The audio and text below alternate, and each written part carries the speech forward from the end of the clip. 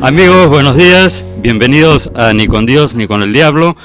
El programa de hoy lo vamos a tener con un entrevistado muy especial, José Félix Pinto Basurco. Él es jurista especializado en Derecho Medioambiental Internacional. Acaba de publicar un libro, Los retos del cambio climático, un estudio sobre las respuestas legales del Perú por la Universidad de Lima, Fondo Editorial. Les recomiendo su lectura. Vamos a hablar con él del cambio climático, del verdadero cambio climático, del cambio climático alarmista, en fin, de multitud de temas. Bienvenido, José Félix, gracias por estar con nosotros. Empecemos por la COP25 o 26. 25. COP25 se iba a realizar en la cumbre medioambiental climática, se iba a realizar en Santiago de Chile. Con todos los problemas que hubo, tuvo que suspenderse la COP ahí. Se realizó en Madrid, terminó el domingo último, se quedaron hasta la madrugada tratando de ponerse de acuerdo sobre cómo implementar los acuerdos de París, digamos, los capítulos que están contenidos en el acuerdo de París para la reducción de las emisiones, ¿no es cierto? ¿Cuál sería tu comentario sobre el resultado de esta cumbre? Bueno, Uri, muchísimas gracias primero por invitarme. Soy muy contento de estar acá y gracias por tu pregunta. Para poder entender un poco mejor lo que ha pasado en esta COP o conferencia de las partes, quizás es necesario explicar qué cosa es el Acuerdo de París. El Acuerdo de París es un acuerdo de las Naciones Unidas perteneciente a una convención marco de las Naciones Unidas sobre cambio climático que fue creada en los años 90, y el Acuerdo de París tiene un objetivo, que es lograr que los países reduzcan sus emisiones de gases de efecto invernadero a tal nivel de evitar que la temperatura en el planeta no llegue a aumentar a más de 2 grados centígrados o, si es posible, a más de 1.5 grados centígrados. Para lograr eso, los países decidieron establecer un mecanismo jurídico novedoso que en la práctica es distinto a otros acuerdos jurídicos que normalmente te dicen lo que llaman el top-down approach, que es que el acuerdo le dice a los países qué es lo que tienen que hacer. En este caso, el mejor ejemplo es el Protocolo de Kioto, que fue otro acuerdo que también pertenecía a esta Convención Marco de las Naciones Unidas y que le decía a ciertos países cuánto tenían que reducir sus gases de efecto invernadero para poder lograr el objetivo de la convención. En este caso se hizo al revés, se hizo un bottom-up approach, es decir, dejaron que cada país decida qué cosa podía o quería contribuir en reducción de emisiones para lograr este objetivo del Acuerdo de París, ¿no es cierto? Entonces, el Acuerdo de París fue creado en el año 2015 y fue celebrado porque después de muchos baches en este proceso intergubernamental de cambio climático, se llegó a tener un acuerdo que estaba investido de mucha esperanza para poder lograr acciones que puedan tener resultados en la lucha contra el cambio climático. Ahora, en el 2015 se creó este Acuerdo de París y lo que hacía falta era reglamentar, es decir, acordar cómo se iba a proceder, cómo iba a funcionar el Acuerdo de París en los detalles. Y la COP25, que es esta conferencia que, como tú bien dijiste, se llevó a cabo en Madrid, que se iba a llevar a cabo en Santiago, se supone que iba a determinar ya los últimos detalles sobre cómo iba a operar el Acuerdo de París. Ahora, Se logró terminar estos detalles sobre cómo operativizar el Acuerdo de París. No se terminó de detallar. Se ha dejado para la siguiente cumbre, que va a ser la COP26, que se va a llevar a cabo en Glasgow, para terminar estos detalles. ¿Cuándo, perdón? Normalmente estas cumbres se llevan a cabo a fin de año. Entonces, diciembre del próximo año, diciembre de 2020. Diciembre del próximo año. Y como no se terminaron de acordar estos últimos detalles, existen muchas voces, muchas opiniones que han mostrado su decepción respecto a los resultados de esta cumbre.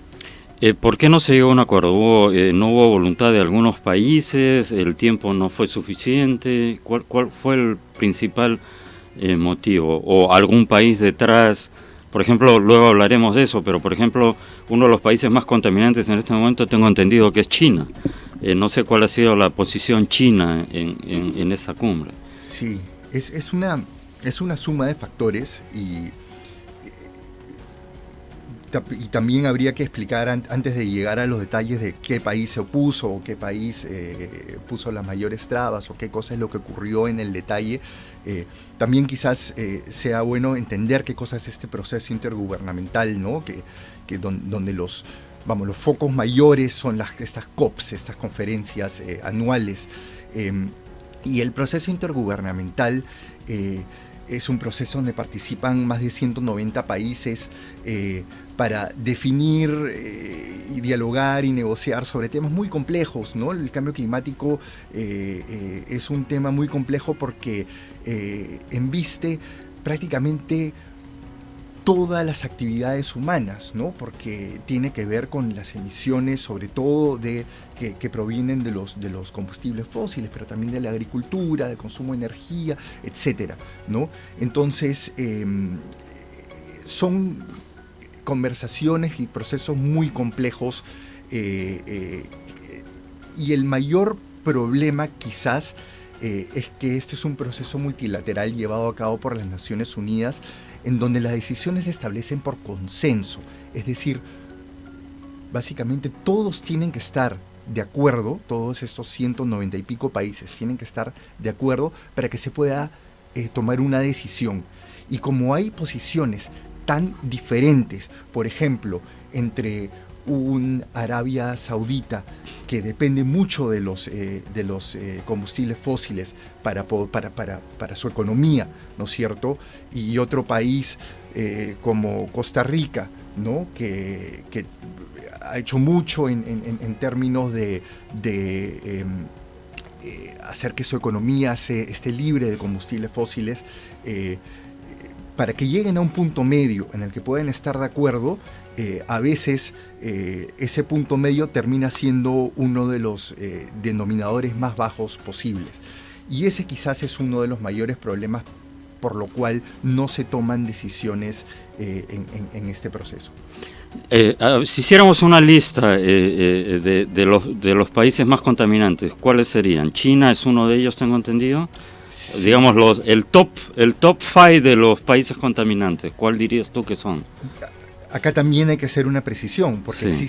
Existen los que son contaminantes en este momento, que sí, los top son China, son la India, son los Estados Unidos, en fin, pero las emisiones de gases de efecto invernadero no permanecen en la atmósfera por 5 minutos ni por un año, permanecen por decenas de años. Entonces, lo que los países han contaminado en los últimos 100 años, digamos que durante... Claro, no es que se borra de un plumazo. No se borra de un plumazo. No se borra. Entonces, decir que China es el país más contaminante, sí es verdad, pero no es una verdad completa. Entiendo.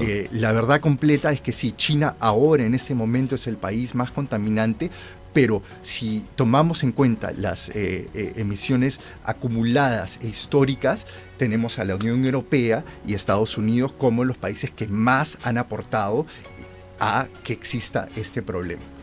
Ya, ahora José, te voy a hacer una larguísima pregunta, así que en realidad es parte pregunta, parte opinión, parte declaración de principios, y luego tienes todo el tiempo del mundo para hablar, pero quería situarlo en un marco a los que, como yo, somos un poco, y voy a explicar por qué, escépticos de todo este tema del cambio climático, y nos clavan el San Benito de negacionistas, ¿no? Y negacionista ya de por sí trae veneno, ¿no? Porque tú dices negacionista, bueno, un negacionista del Holocausto.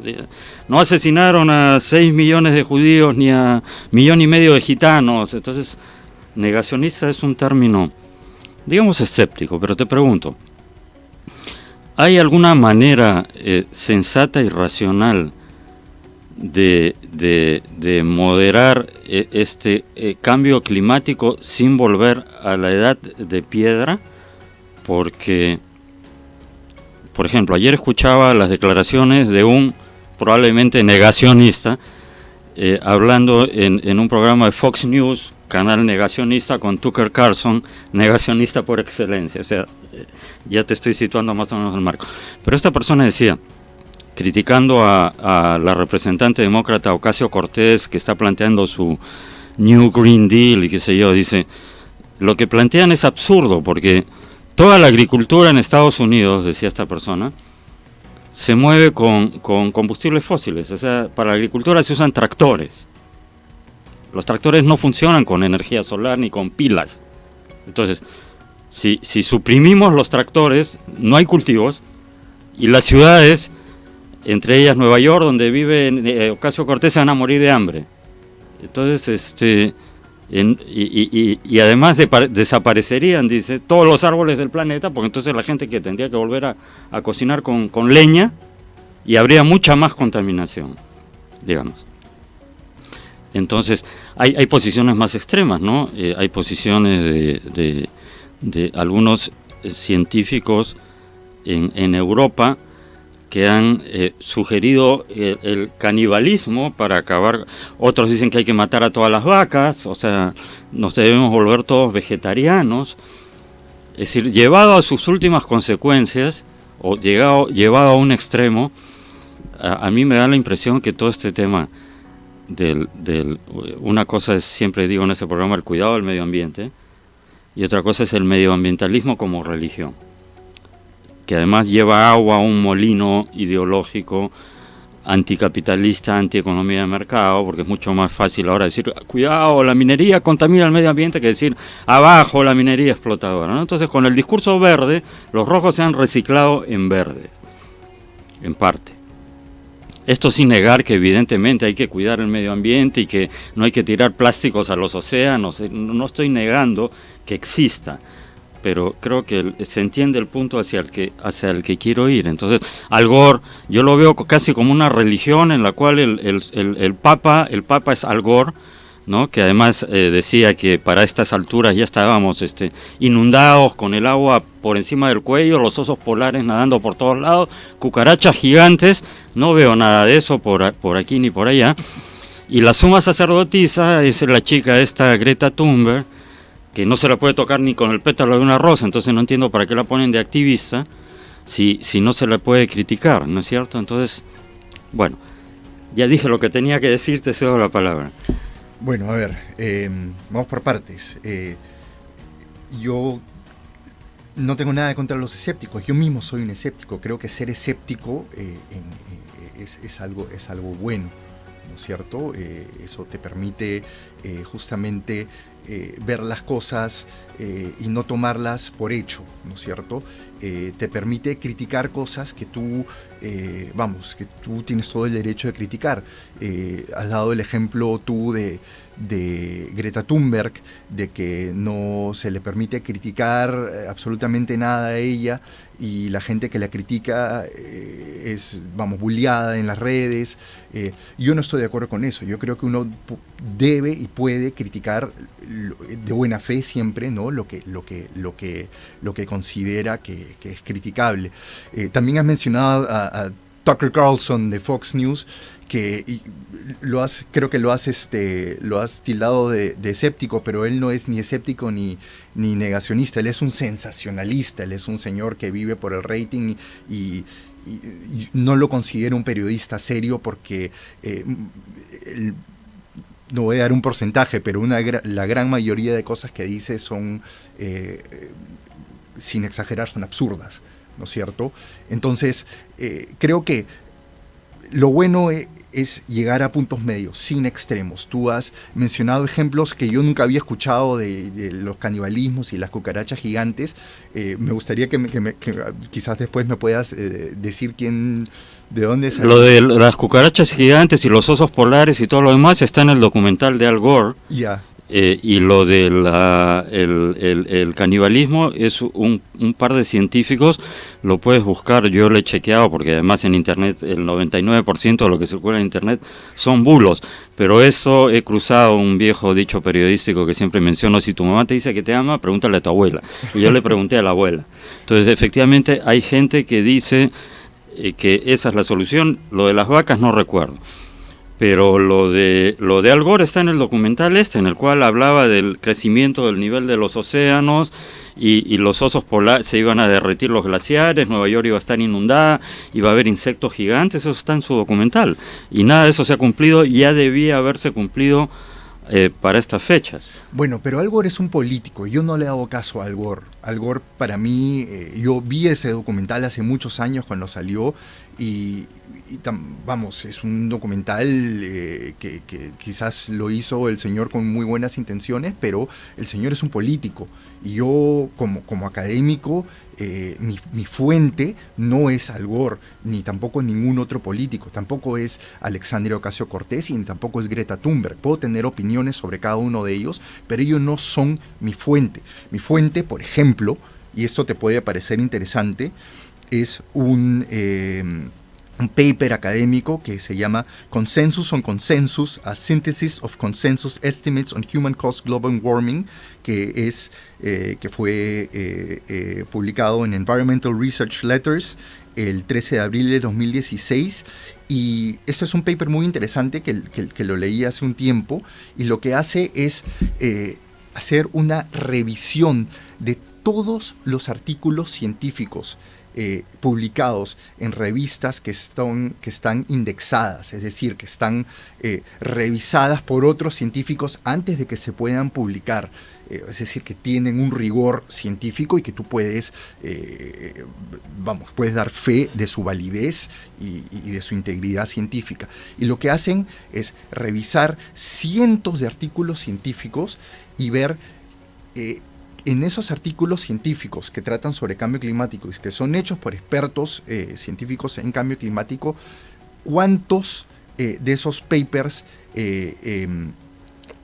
establecen que efectivamente el cambio climático es, uno, un problema que existe, y dos, es un problema antropogénico, es decir, causado por el ser humano, ¿no es cierto?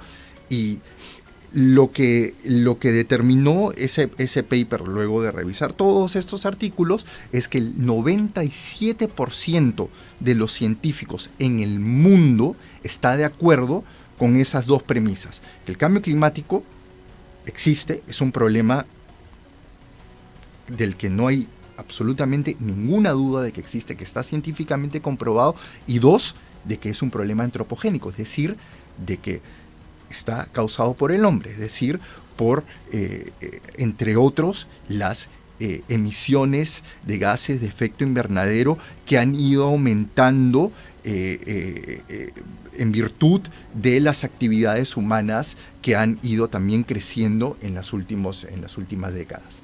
Entonces, si yo me baso en lo que dice Greta Thunberg, o en lo que dice Tucker Carlson, o en lo que dice Al Gore, sí, pues quizás yo voy a estar debatiendo con posiciones extremistas, con gente que habla de cucarachas gigantes, y que son cosas que a mí no me dicen nada. Me puede causar risa o me puede causar sorpresa, pero eso para mí no es una opinión válida.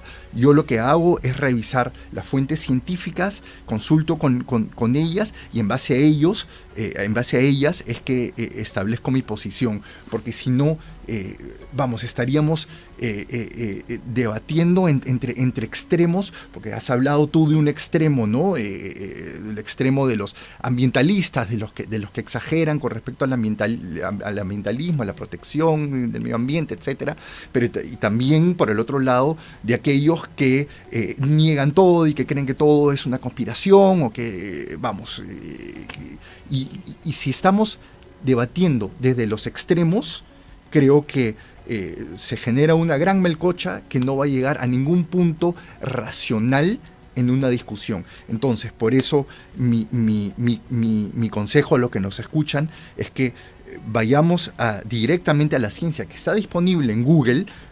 Todos estos artículos que yo menciono, mi libro incluso está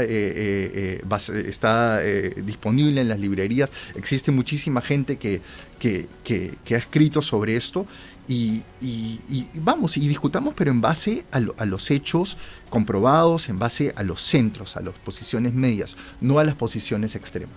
Como decía Confucio, el Chun-Lu, el justo medio. Ya, vayamos al justo medio entonces. Y entonces te reitero la pregunta: ¿cómo compatibilizar el cuidado del medio ambiente o la preservación del medio ambiente o la descontaminación del medio ambiente?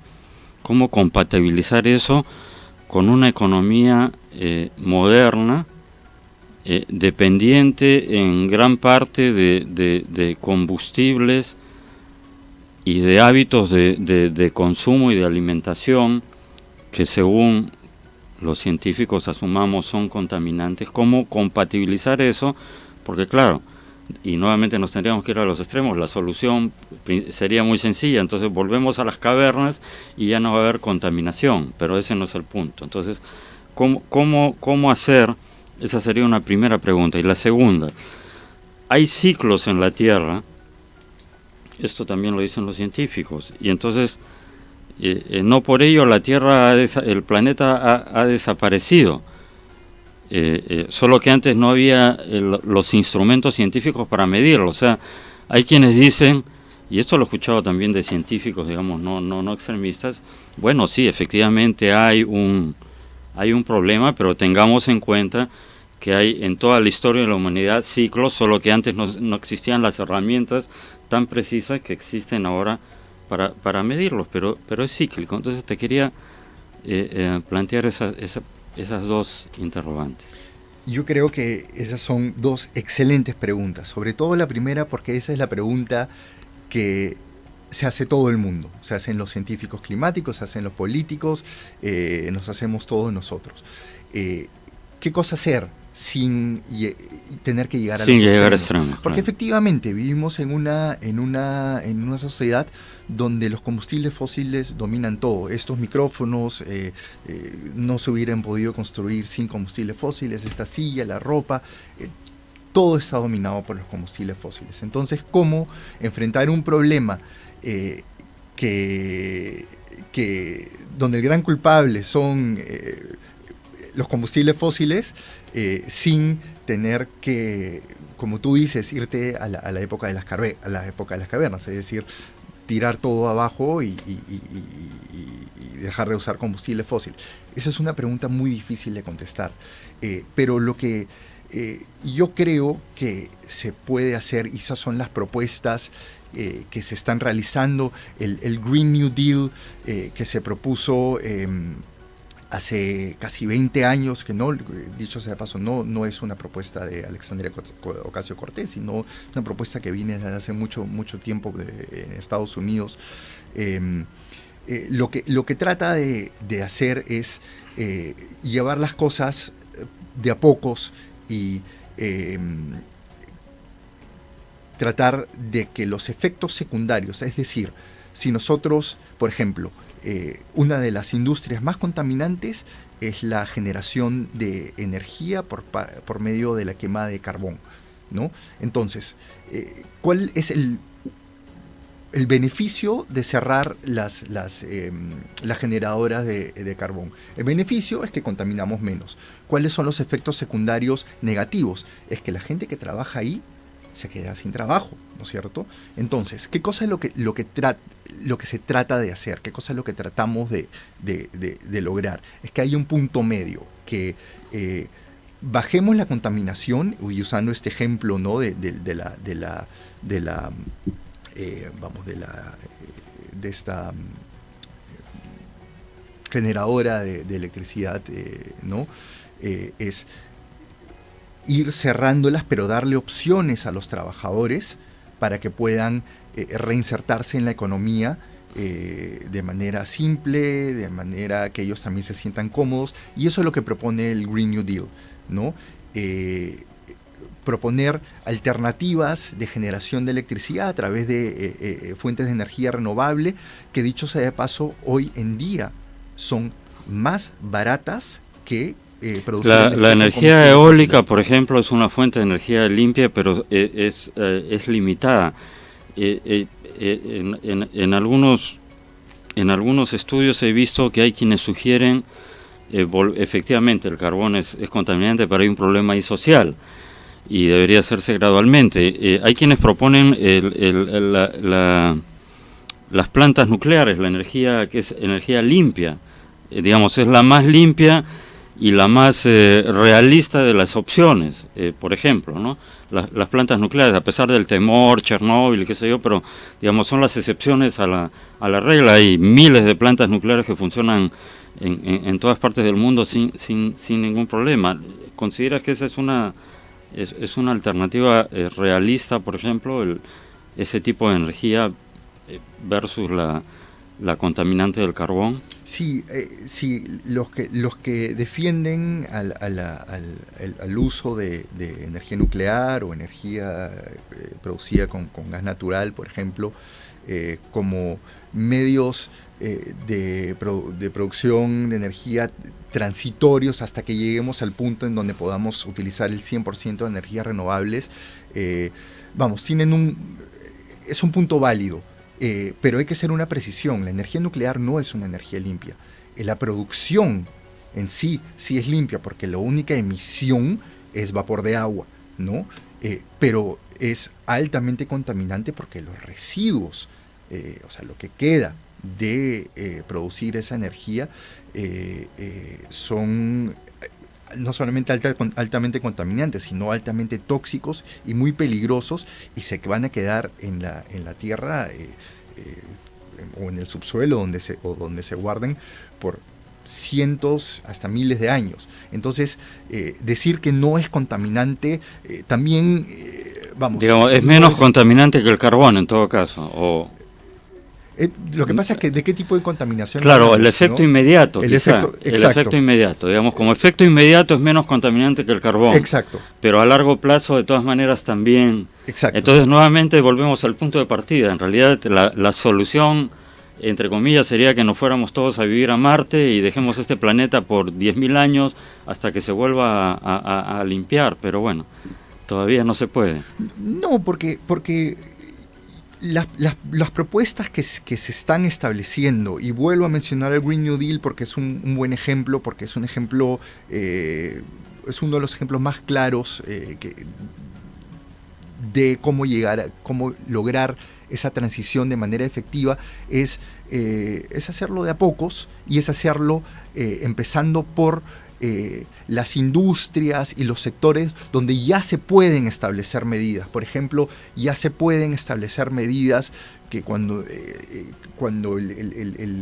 el gobierno construye viviendas sociales, pueda hacerlo de manera, que sea sostenible, que estas viviendas tengan el menor impacto medioambiental y de carbono posible. Entonces, infraestructura, en fin, hay muchos ejemplos donde tú ya puedes empezar a aplicar medidas que son beneficiosas para el medio ambiente y que también ayudan a la lucha contra el cambio climático. Y creo que por ahí va la cosa, ¿no? Encontrar esas medidas. Y el Perú es un buen ejemplo donde esas medidas pueden aplicarse, porque el Perú todavía le falta muchísimo en materia de infraestructura, en materia de crecimiento, ¿no? Y creo que sería una oportunidad desperdiciada si nosotros aquí en este país, con el nivel de desarrollo que tenemos, no empezamos a aprovechar las ventajas que ofrecen estas nuevas tecnologías para aplicarlas en nuestro crecimiento económico, en nuestro crecimiento social, en infraestructura, etcétera, en absolutamente todo lo que requiere este país aún para crecer. De acuerdo. Vamos a hablar ahora un poco más en detalle del Perú, pero para resumir un poco y explicarlo en simple para los amigos que nos siguen. Entonces, el Acuerdo de París es una plataforma en la cual cada país más o menos hace un diagnóstico de cuál es su grado de su contribución, entre comillas, a la contaminación, y presenta una propuesta diciendo, bueno, realistamente en N número de años yo podría hacer A, B, C, D para reducir en un porcentaje determinado lo que yo cada año arrojo al medio ambiente, ¿no es cierto? Básicamente es una meta que se establece y luego se llevó a un consenso. Ese es el paquete de París, y ahora había que aterrizar en los detalles en Madrid y no se llegó a un acuerdo. ¿Es así? ¿Más o menos en simple? Más o menos en simple, sí. Ya. En lo que al Perú respecta, siguiendo este ejemplo un poco rústico, ¿cuál es su contribución, digamos, por casa, cómo estamos y qué es lo que se podría hacer para contribuir a reducirlo y a mejorar el planeta? Bueno, ese es uno de los aspectos principales que trato en mi libro. El Perú ha establecido últimamente ha mejorado o ha aumentado su ambición, como se le dice en estos escenarios multilaterales, y lo que el Perú se ha comprometido a hacer es reducir sus emisiones en un 35%. Ahora, yo he hablado con expertos que saben mucho sobre cómo se pueden lograr sectorialmente reducir emisiones y sí están un poco escépticos sobre cómo se puede lograr esta meta que ha planteado el Perú. Y lo que yo analizo en este libro tiene mucho que ver con este escepticismo. Y aquí yo también soy un escéptico. Yo soy un escéptico del Acuerdo de París. Soy un escéptico del proceso multilateral de cambio climático, y también soy un escéptico sobre cómo se está implementando, sobre todo en el Perú y en los países en vías de desarrollo, las medidas de lucha contra el cambio climático. Te voy a explicar cuáles son los... Sí, antes de que desarrolles tu escepticismo, para situar, estamos hablando de una reducción en el Perú del 30%, de un universo, digamos, de 2 o 3% global. O sea, digamos, la cuota de contaminación del Perú en el planeta será ¿cuánto? 2, 3%. No, 0.2%. 0.2. O sea, el 30% de 0.2, que de todas maneras es importante, pero, en fin, ya, ¿por qué eres escéptico? Bueno, lo que yo he hecho con este libro es identificar, como dice el título, los retos del cambio climático a través de hacer un estudio del catálogo normativo que existe en el Perú, de las instituciones y de las políticas. Para ello he utilizado herramientas que me brindó la Universidad de Columbia, donde escribí este libro. Y lo que yo descubrí en los retos se pueden resumir en 3 puntos principales. Uno, en la ciencia. En el Perú no existe una entidad que recopile y que haga una evaluación sistemática de cuál es la ciencia hecha en el Perú y sobre el Perú, que trate sobre los impactos del cambio climático en el Perú y sobre lo que se puede hacer con respecto a la lucha contra el cambio climático. Eso tiene un problema principal, que es que no existe alimento para los tomadores de decisiones de ciencia realizada en el Perú, para que ellos puedan establecer políticas, estrategias, etcétera, que puedan ser efectivas y válidas científicamente, ¿no? Entonces, el problema que es que ahora nosotros utilizamos las evaluaciones científicas que hace el panel intergubernamental sobre cambio climático, que es un panel creado por las Naciones Unidas. O sea, estamos yendo un poco a ciegas, en una carretera a ciegas, no tenemos brújula, no tenemos los reflectores para ver el camino. Nos vamos un pequeño corte, amigos, y regresamos en esta interesantísima conversación. Volvemos.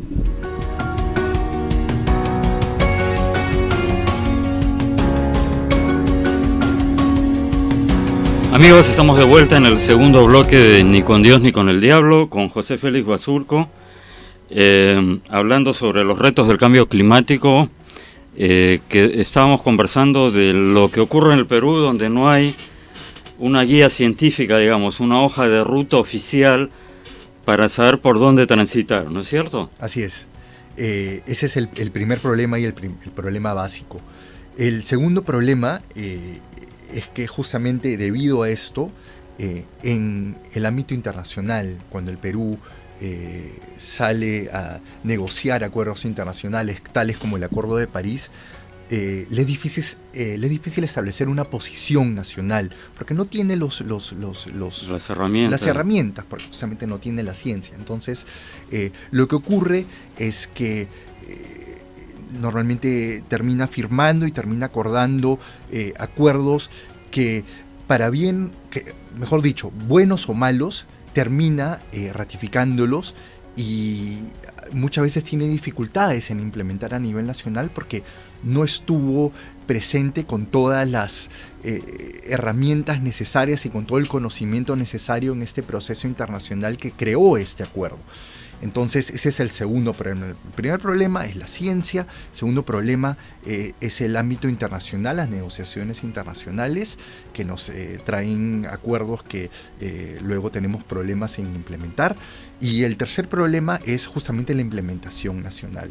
El problema mayor acá es que en cambio climático, el cambio climático es un tema transversal, es un tema que, como te mencioné hace un momento, está ligado a básicamente todas las actividades de un país y de una persona, ¿no es cierto? Es un tema transversal. Hoy en día es manejado por un ministerio que se ocupa de la conservación medioambiental. Por lo tanto, no tiene ni el mandato ni la capacidad para ocuparse de un tema tan complejo de manera efectiva.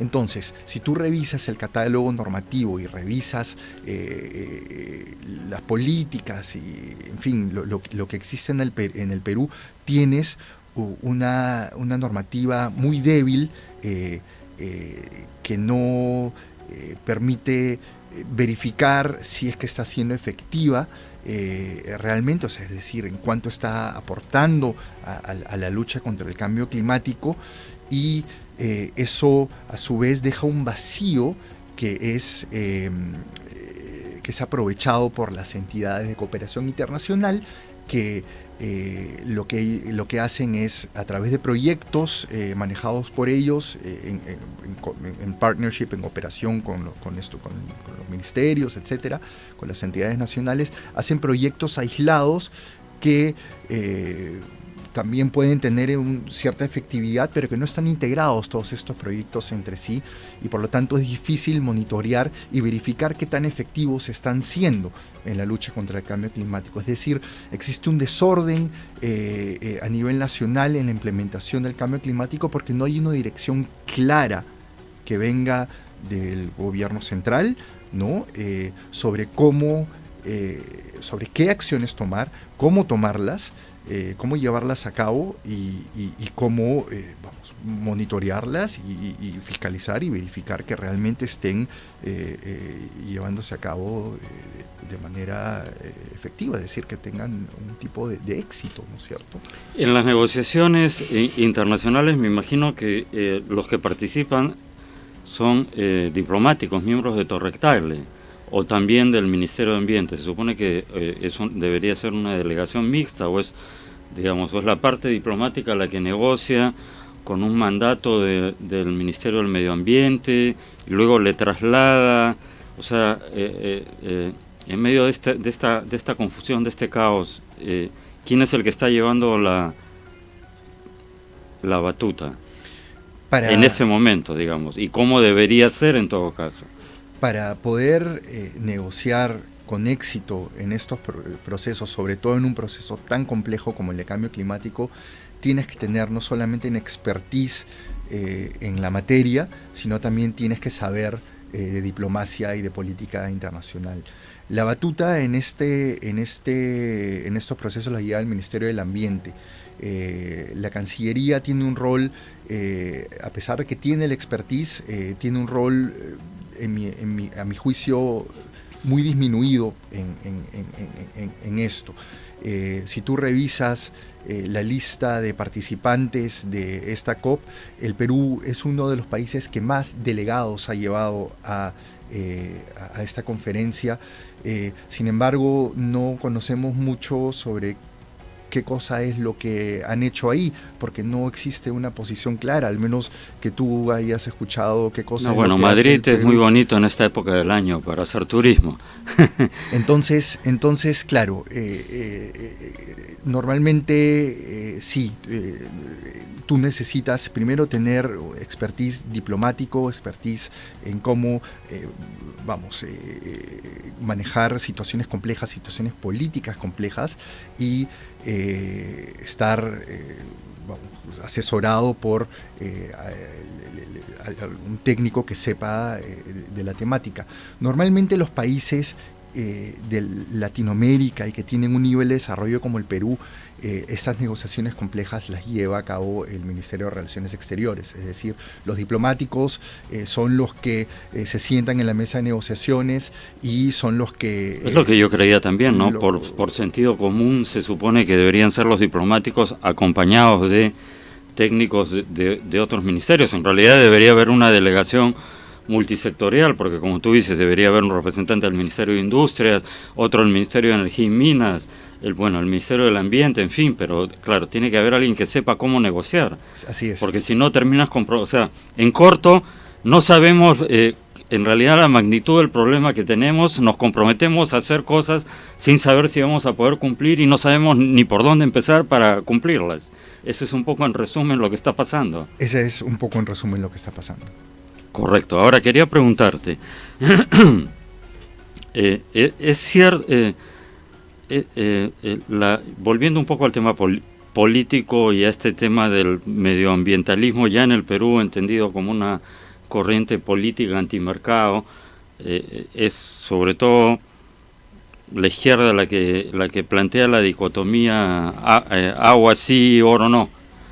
Entonces quería preguntarte, ¿es realmente la industria minera tan contaminante como dicen los sectores de izquierda? Y cuando hablo de industria minera estoy hablando de la industria minera formal, porque aquí también hay que hacer la distinción, y siempre lo menciono. Existen el ejemplo de Tambo Grande en el norte, que es una zona de limones, de cultivo de limones. Entonces hace unos años, 5, 6 o un poco más, empezó una campaña muy fuerte: no vamos a poder comer ceviche, se acabó el ceviche. ¿Por qué se acabó el ceviche? Porque el ceviche se hace con limones, y en la principal zona de limones del Perú se va a instalar una minera china, y que va a destruir el medio ambiente, no va a haber limones, ergo no va a haber ceviche. Entonces la campaña fue tan fuerte que la minera se fue. Y en ese momento, en ese lugar, hay más o menos 5.000 mineros ilegales, depredando el medio ambiente, probablemente 1 millón de veces más que lo que haría una empresa minera formal que de alguna manera tiene cortapisas, supervisiones. Y ya todas estas ONGs no dicen nada, para no hablar de Madre de Dios, ¿no? Donde hay un problema recurrente. Entonces todos se concentran en los proyectos mineros formales de empresas extranjeras, y hay protestas y hay marchas y se oponen y qué sé yo, y en Madre de Dios pues contaminan el ambiente, hay tráfico de seres humanos y no pasa nada. Entonces uno se pregunta al final del día para quién trabajan todas estas ONGs y todos estos activistas. Es decir, pero en fin, no sé, quería tu comentario sobre eso. Bueno, nada de lo que se quisiera lograr o nada de lo que uno que tiene las mejores intenciones para el país y que tiene las mejores propuestas para el país, digamos, ninguna de estas propuestas se puede lograr con las circunstancias actuales que vivimos de corrupción y de informalidad. Creo que esos son los mayores problemas que tenemos en el momento.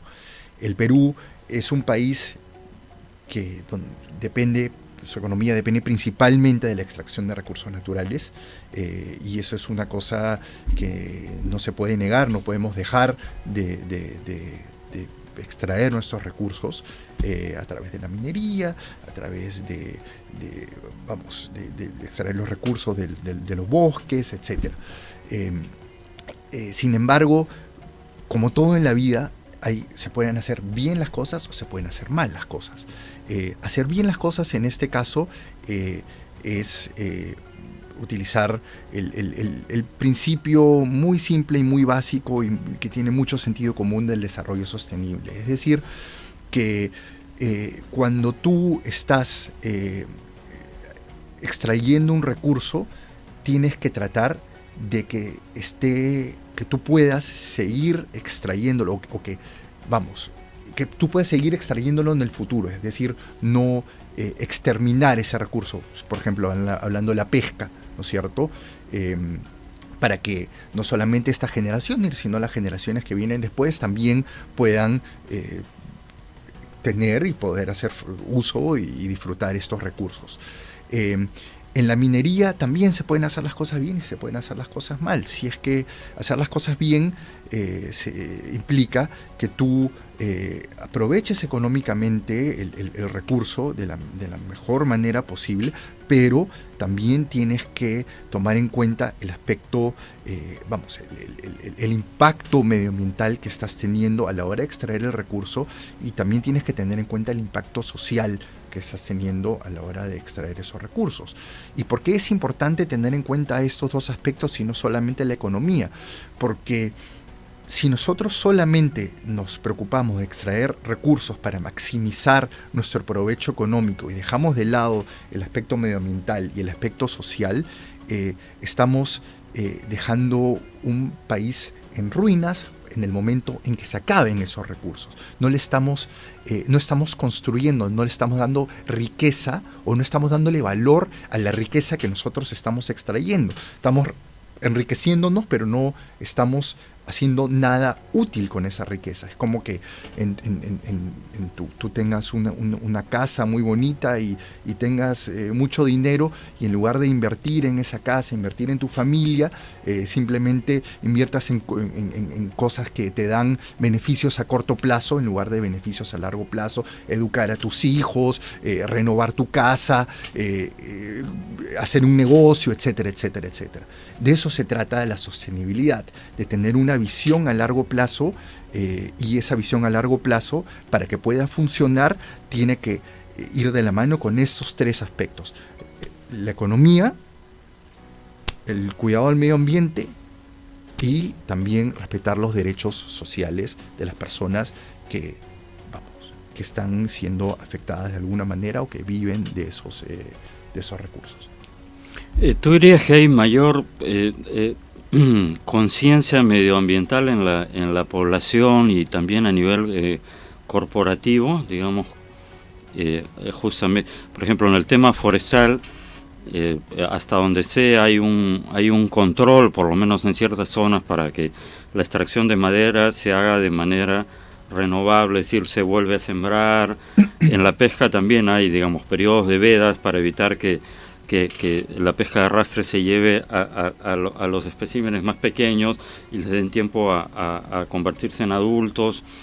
Y bueno, en el tema de la minería, en realidad, en ese momento que una empresa formal pueda tener prácticas corporativas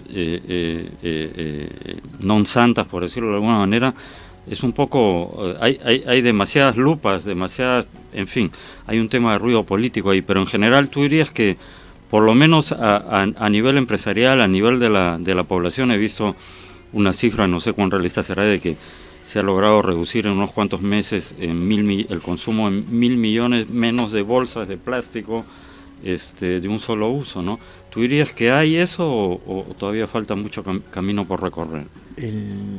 El año pasado yo di una charla en la Sociedad Americana de Derecho Internacional con una representante de la empresa Mars, la empresa multinacional Mars. Y ella de lo que habló fue de cómo la empresa Mars, que es una gran multinacional, como probablemente sabes,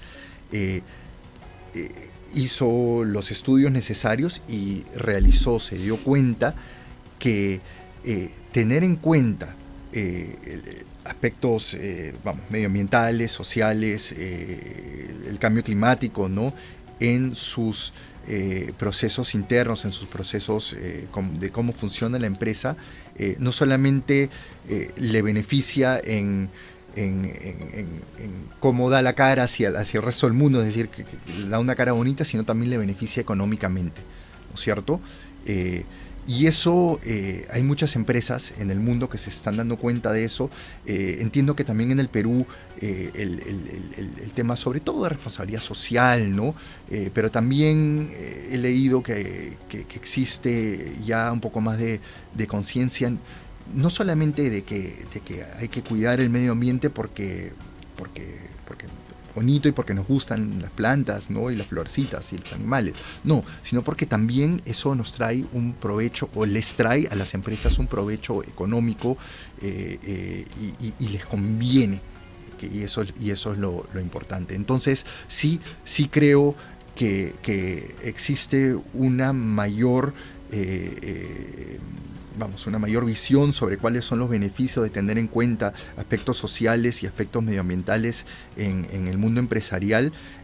Creo que hay todavía mucho más que se puede hacer al respecto, sobre todo en el Perú, pero vuelvo a lo mismo, de nada sirve que algunas empresas o algunas personas apliquen cosas que benefician al medio ambiente y beneficien a la sociedad, incluso que beneficien a la economía, si es que paralelamente existen otras empresas y otras personas que están haciendo lo opuesto de manera ilegal y de manera informal. Y ese es el gran problema que tenemos, que mientras uno trata de hacer las cosas siguiendo las reglas, ¿no?, haciendo las cosas bien, viene otro que está básicamente cancelando lo bueno que haces con sus actividades ilegales y con la corrupción, etcétera, ¿no? Bueno, se nos fue el tiempo volando, la hora volando. Ha estado muy interesante la charla. Para terminar, en cortito, si te nombraran zar medioambiental con plenos poderes, ¿cuáles son las 3 primeras cosas que harías para que esto pegue un salto hacia adelante? A ver, lo primero que haría es fortalecer la fiscalización medioambiental, es decir, que los daños medioambientales que están ocurriendo se puedan no solamente verificar, sino que también se pueden aplicar las sanciones que la ley demanda. Y no solamente y vuelvo a lo mismo, no solamente a los formales, sino también eliminar la informalidad a través de esta fiscalización. Lo segundo que haría es hacer un ordenamiento territorial basado en el sentido común, basado en la ciencia y basado en lo que te dije, basado en que el país es un país que depende de la extracción de recursos naturales. Es decir, que este ordenamiento territorial tenga en cuenta esos factores, pero también tenga en cuenta de qué manera podemos nosotros vivir mejor en esta megápolis en la que estamos viviendo, ¿no?, que ya se nos está yendo de las manos. Entonces el ordenamiento territorial tendría como finalidad también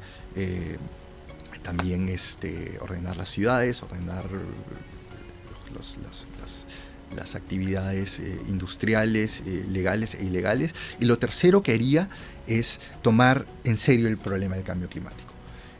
Y para tomarlo en serio, haría una cosa muy complicada, pero que la puedo explicar de manera muy simple, y establecería, basado siempre en la ciencia, una estrategia, un plan nacional que permita la implementación de acciones de lucha contra el cambio climático a nivel regional y a nivel local, que sean efectivas, que se puedan monitorear, ¿no es cierto? Como por ejemplo, que las obras de infraestructura siempre tengan en cuenta obligatoriamente los daños posibles al medio ambiente que podamos tener, ¿no? Para que en el futuro no tengamos problemas de escasez de agua, no tengamos problemas de escasez de energía, no tengamos problemas de escasez de alimentos, etcétera. Entonces serían esas tres cosas las que yo haría: mejorar la fiscalización, ordenamiento territorial y incluir el cambio climático en todas las decisiones de Estado donde sea necesarias incluirlas. Perfecto. Amigos, hemos estado con José Félix Pinto Basurco. Los invito a leer Los retos del cambio climático. Ha sido una charla muy interesante. Muchas gracias. Nos vemos mañana a las 10 de la mañana en Ni con Dios ni con el Diablo. Gracias. Buenos días.